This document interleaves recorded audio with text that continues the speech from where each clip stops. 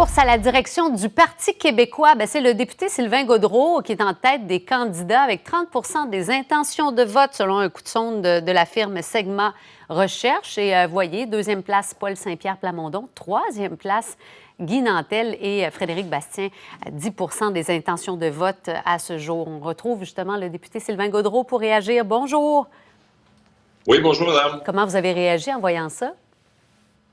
Moi, j'ai réagi comme je réagis à chaque sondage. Vous savez, j'ai 5 élections de fait dans ma vie politique et j'ai toujours travaillé sans relâche, aller à la rencontre des gens, des électeurs, et c'est ce qui fait gagner au final. Alors, je regarde ça, mais en ce qui me concerne, c'est de continuer de faire le travail auprès des gens.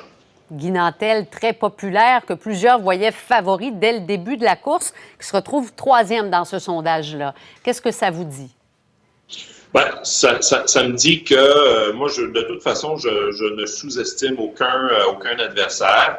Mais je pense que les membres du Parti québécois que je rencontre, vous savez, j'ai fait le tour du Québec cet été, c'est pas terminé. Je suis allé dans l'extrême ouest, au Témiscamingue, dans l'extrême est, aux îles de la Madeleine. Je suis allé à Latuc, à Shawinigan, à Montréal, Laval, etc.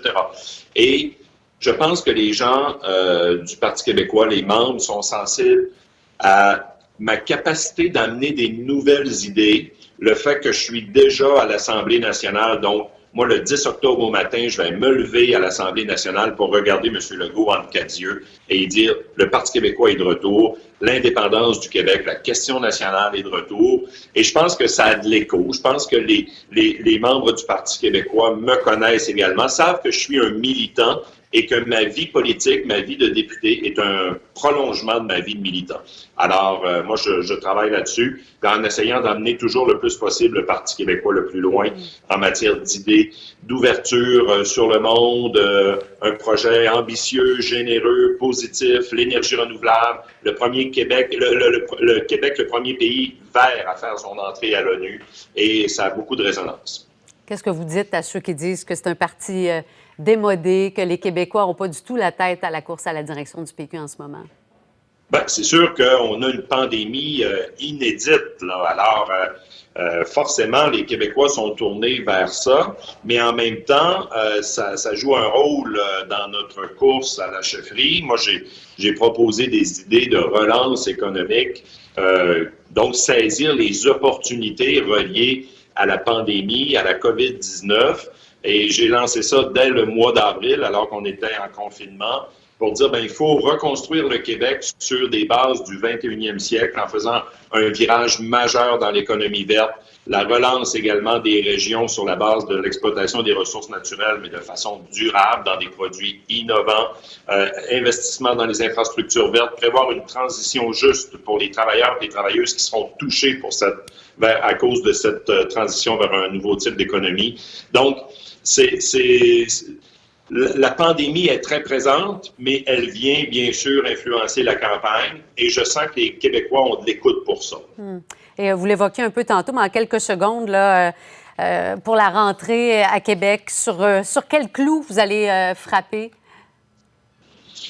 Écoutez, c'est sûr que ce sera sur la relance de l'économie, mais également il va falloir qu'on pousse M. Legault à aller au bout de son nationalisme. Vous savez, M. Legault se dit nationaliste, fait des revendications pour le Québec, que ce soit en matière d'environnement, en matière de santé, mais il se fait dire non constamment par le gouvernement fédéral.